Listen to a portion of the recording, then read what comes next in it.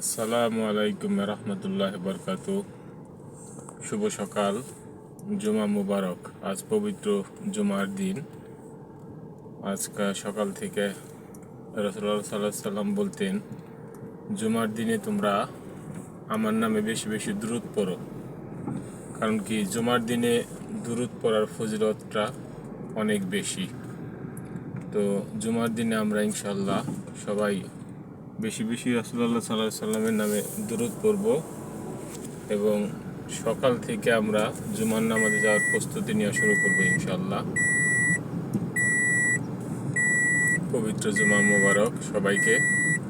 আর আমি নতুন video upload করি, নতুন শুরু করছি। সবাই আমাকে সাপোর্ট করবেন, আমার চ্যানেলটি সাবস্ক্রাইব করবেন, কমেন্টস করবেন, শেয়ার করবেন। ইনশাল্লাহ আমি আপনাদের কাছে আরও নতুন নতুন পজিটিভ ভিডিও দেওয়ার চেষ্টা করব।